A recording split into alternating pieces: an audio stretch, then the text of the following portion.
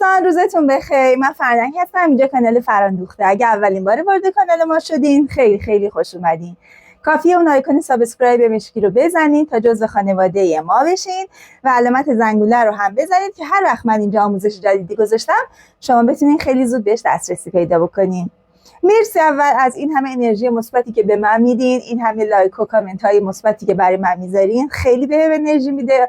خیلی دوستتون دارم. کمک میکنن که من دوباره تشویق بشم که آموزش های جدیدی براتون بذارم. ببینیم بچه ها، یکی از تکنیک های برش در خیاطی روبر کردنه. شاید این تکنیک رو شنیده باشین، شاید هم اصلا اولین باره که با این تکنیک روبرو میشین. روبر کردن از تکنیک های اولیه خیاطی بوده، یعنی از روی یک لباس یه چیز جدیدی رو برش زدن. مثلا فرض کنید یه شلوار میخرید از بیرون، اصلا هم خیاطی بلد نیستی، یعنی مثلا الگو کشی و اینا بلد نیستی، یه چیزایی بلدین ولی در همین حد و خیلی دوستش دارین، خیلی راحته تو تنتون، یا یه لباسی میخرین خیلی راحته تو تنتون، خیلی دلتون میخواد که شبیه اون رو داشته باشین. امروز ما میخوایم یه شلوار رو از طریق روبر کردن به شما آموزش بدیم چجوری بدوزین. اما همین روبر کردن هم بچه‌ها یه نکاتی داره که باید حتما رعایت بکنید. مثلا جنس پارچه‌ای که می‌خرید حتما با جنس پارچه اون لباسی که می‌خواید روبر کنید باید یکی باشه تقریبا. مثلا اگر اون کش داره حتما اینم باید کش داشته باشه. اینطور نباشه یه چیز کشی رو بخوایم با یه پارچه‌ای که کش نداره روبر کنیم بعد آخر سر می‌بینید کار تنگ میشه. اینا رو باید رعایت بکنید.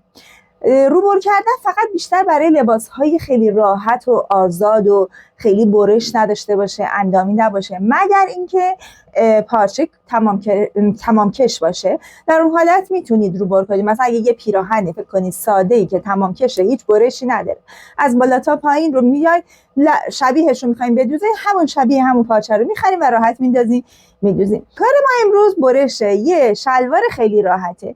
چند تا نکته داره روبر کردن که موقع برشش حتما بهتون میگم. بیشترم مخصوص کساییه که خیاطی و الگو کشی خیلی بلد نیستن و دوست دارن با خیلی روش ساده‌ای شروع کنن بتونن برای خودشون یه چیزایی بدوزن. بریم با هم دیگه برش بزنیم و چند تا نکته مهم راجبش بهتون بگم و برندامم که بدوزیم کار رو. میخوایم روبر کنیم، یعنی از روی لباسی که داریم، حالا این شلوارمون یا یک لباس گشاد، لباس‌های جذب اگر پارچه کشی نباشه نمیشه.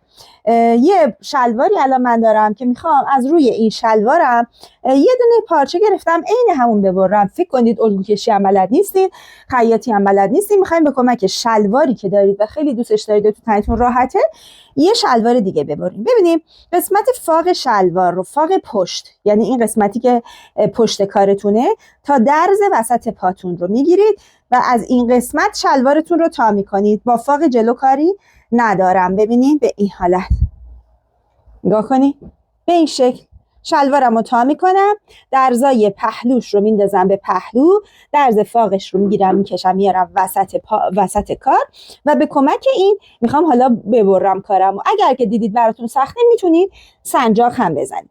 حالا پارچم رو ببینید 4 لا کردم، به این حالت تاش کردم، جو دولای بسته، اینجا هم که دولای بازه 4 لاش کردم.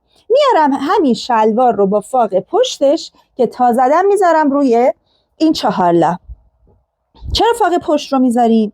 چون فاق پشت بلندتر از فاق جلوه. من بعد از اینکه 4 لا بریدم میتونم دوباره از قسمت فاق جلو کوتاه کنم و فاق جلو و پشت هر دو رو داشته باشم. اگر با فاق جلو ببرید فاق پشتتون کوتاه میشه. خب الان نگاه کنیم، من وقتی میذارم روی این پارچه دیگه چیزی برای زاپاس دوختم نمیمونه، میبینیم؟ و دوست دارم یه کوچولو هم اگه بشه از این گشادتر بشه. اگه با همین گشادی که الان دارید روی این 4 لا براتون زاپاس دوختم موند، خیلی راحت میتونید ببرید، 4 لا میشه و بعد فاق جلو رو یه ذره کوتاه کنید و شلوارتون رو بدوزید. ولی اگه الان مثل من گذاشتید و جواب نداد، یعنی یه مقدار این قسمت ها کم داره گشادیش، چون الان پارچه من بچه ارزش 140، چی کار کنیم اون موقع؟ نگاه کنی چنین مواقعی شما به جای یه قد پارچه، حالا 1 متر 1 متر و 10، 1 قد و نیم میخواین. من الان 1 متر و نیم پارچه گرفتم با عرض 140، اینو میایید بازش میکنید. ببینید به این حالت بازش میکنم. الان چیه؟ الان 2 لاست پارچه من، به جای 4 لا 2 لاش کردم. پس اگر خواستید، اگر اصلا سایزتون بزرگه با یک قد شلوار جواب نمیده، یعنی اگر 4 لا کنید جوابتون شلوارتون روی اون 4 لا اندازه نمیشه، هم باید 1.5 قد بگیرید. الان من 1.5 متر پارچه گرفتم. خب میام چیکار میکنم؟ میام باز دوباره شلوارم رو ببینیم، باز با همون فاق پشتش هم قسمت پایینش رو یه ذره زاپاس میذارم که برای برگشتش، هم ببینید یه کوچولو هم پهلوهاشو میتونید این ورتر بذارین که گشادتر هم بشه. ببینید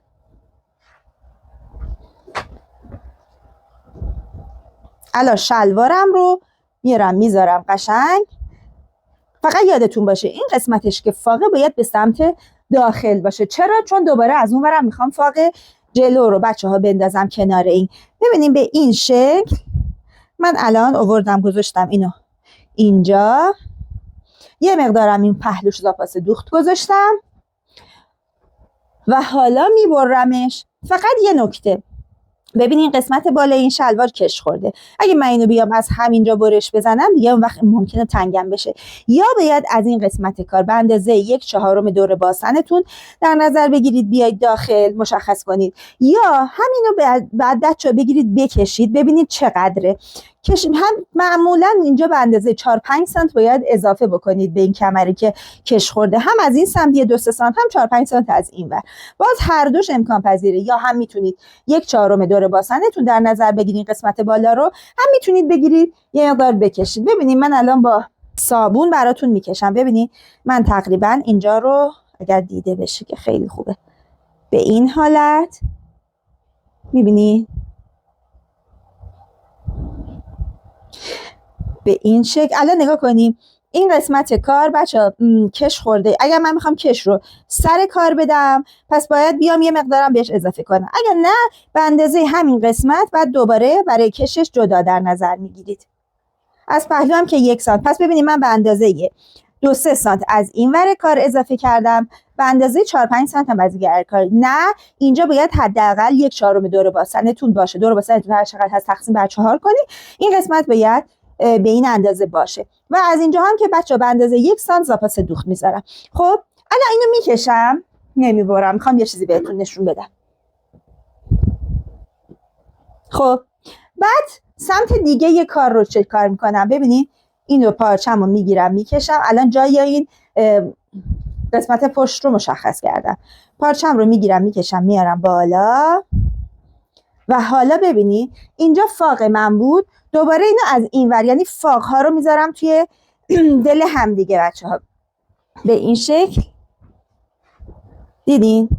به این حالت با 1.5 قد شما به راحتی یه دونه شلوار خیلی گشادتر از شلوار خودتون خواهید داشت. به این شکل. بذارید این پارچه رو یه ذره بکشم پایین که اینجا بهتر دیده شه. میبینید من الان به اندازه 3-4 سانت پایینشم زاپاس گذاشتم که برگرده.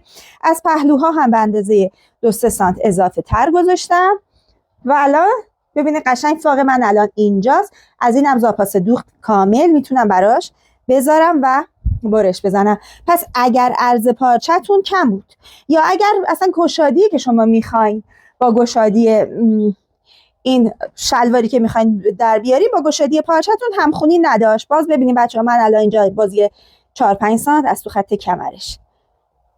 الان این فاق برای من بزرگه ها چون فاق پشته، بعد باید یه مقدار از فاقش کم بکنی. ببینید 4-5 سانت میام داخل، باز دوباره به فاقم وصل میکنم به این حالت. دیدین؟ از فاق رفتم توی هم دیگه. الان این فاق پشت من مال این سمتمه، این فاقم برای این سمتمه. به این حالت میتونید با 1.5 قد یه دونه شلوار گشادتر یا برای سایزهای بالاتر داشته باشید بچه‌ها.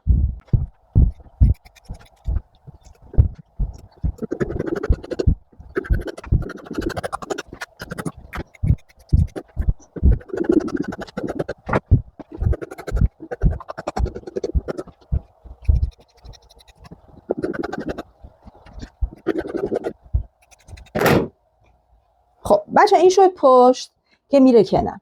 اینی که برای من جلو بود، اینا تیکه اضافه است. اینی که برای من جلو بود رو باید یه مقدار فاقش رو کوچیک کنم چون فاق رو به اندازه فاق پشت گرفته بودم. یعنی چی؟ یعنی از این قسمت کار به اندازه 3-4 سانت بچه‌ها میام پایین و به خط پهلوم ببینی به این حالت صفرش میکنم. به این حالت فاق جلوم یه مقدار کوچیک‌تر میشه. خب بچه‌ها یه چیزی که هست، این شلوار من جیبم داشت، بذارین بهتون نشون بدم. ببینید شلوار من جیب داره به این حالت. پس از جلوی کار از بالا به اندازه 4-5 سانت، از اینجا هم به اندازه 12-13 سانت باید بیایید پایین و خالیش میکنید قسمت جلوی کار رو. این قسمت جلوی کاره.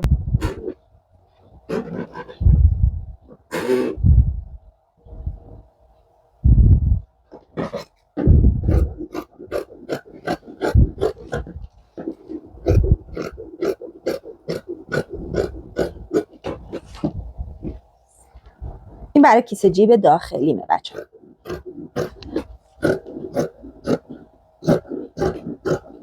خب و دوباره برای کیسه جیب که به عنوان آستری داریم کار میکنیم باید دوباره اندازه همین باشه دیگه. خب میارم میذارم و دوتاشو این دفعه با هم میبرم. نگاه کنی از اینجا به اندازه 5-6 سانت اومدم تو، از اینجا به اندازه 15 سانت میام تو، خطشو میکشم. میبینید حالا با هم دیگه کیسه جیبشو میبریم. نگاه کنی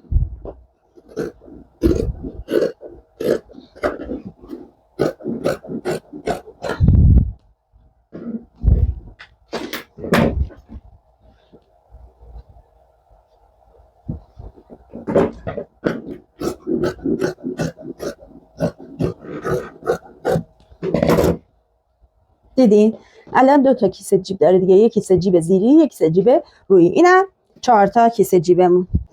خب بچه از جیب شلوار همیشه شلوار رو دوختش رو شروع میکنیم.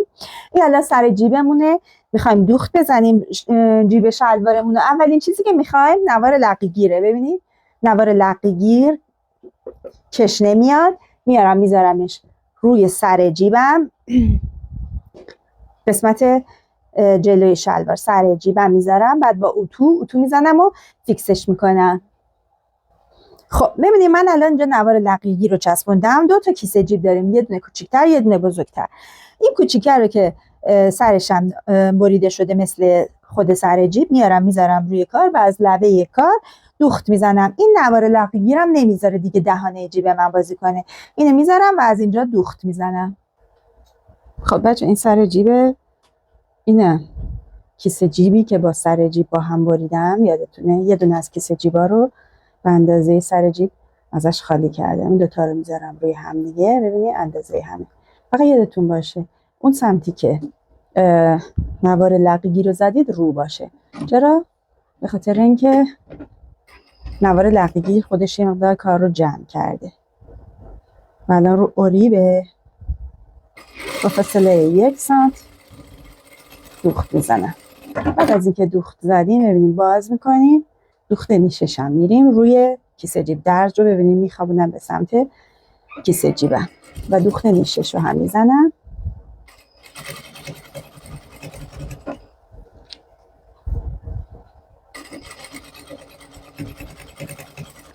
خب بعدش میبینید اتو میزنید. خب بعد از اینکه اتو زدین اگر خواستین میتونید اینجا هم یه دوختی بزنید، فقط اول جیب و انتهای جیب رو ندوزید، به خاطر اینکه دوباره میخوایم به کیسه جیبی زیری وصلش بکنیم.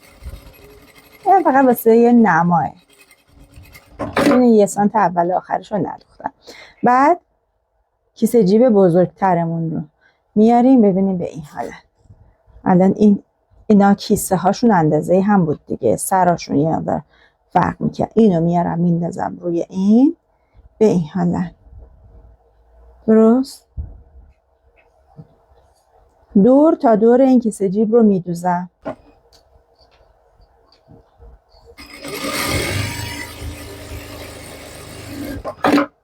بعد میرم دور کیسه جیبم و بچه سردوز میزنم. بعد 2 تا دوخت دارم، یه دونه دوخت ثابت کننده این قسمتش، یه دونه این قسمت پایینش، برای اینکه خیلی جیبم لق نزنه. ببینید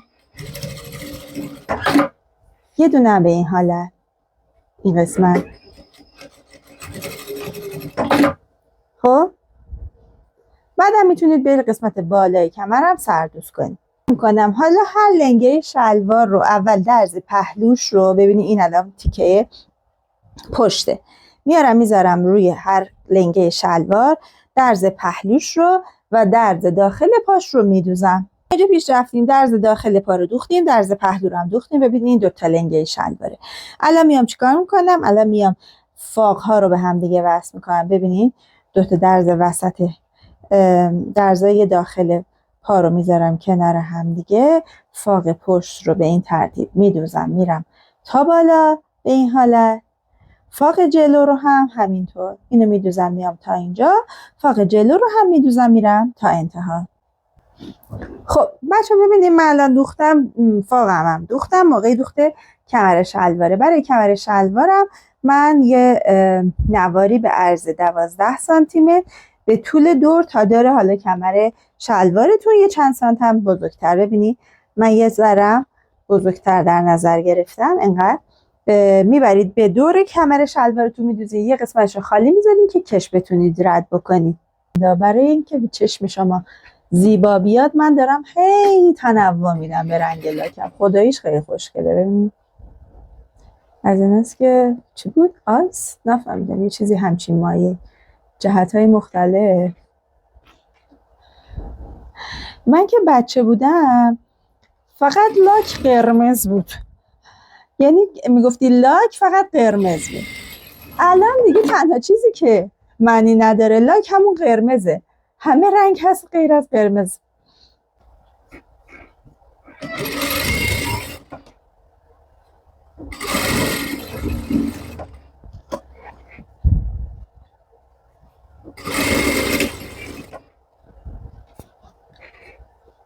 بچه یادتون باشه اگر که تازه دارید خیاطی میکنید، اگر سوزن به صورت عمود بر سوزن چرخ خیاطیتون باشه توی کار هیچ اشکالی نداره، رد میکنه به این شکل. ولی اگر سوزن به صورت تو راستای پارچه‌ای باشه که دارید دوخت میزنی خطرناکه، ممکنه که بشکنه و بره تو چشمتون. اینو یادتون باشه، چون ممکنه اینجا بچه‌هایی باشن که اولین بارشونه دارن خیاطی میکنن یا اصلا خیاط حرفه‌ای نیستن. یه سری نکات ایمنی رو حتما باید رعایت کنید. تا در آخرم باید کش رد کنید.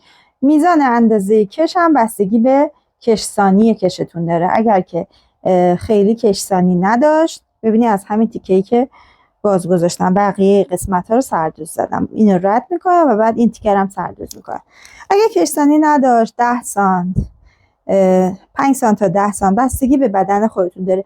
اصلا کش رو بهترین روش اندازه گیریش اینه که بچه‌ها بگیرین دور بدنتون، همینجوری کش خالی رو بکشید دور بدنتون، ببینین که با کدوم چه اندازه‌ای از کش راحتید، بعد اون وقت همون اندازه رو ببرید. این بهترین روشش. اما حالا اگر میخواید میزانش رو بدونین بین 10 سانت تا 12 سانت کمتر از دور کمرتون باشه خوبه. اگه دیگه خیلی کشش شل بود و کشسانیش زیاد بود 15 سانت هم میتونه دور کمرتون کمتر باشه. اینو رد بکنم. این قسمت کار رو دوختش رو بزنید و سردوز کنید و بعد برین سراغ قسمت لبه پایینی کار.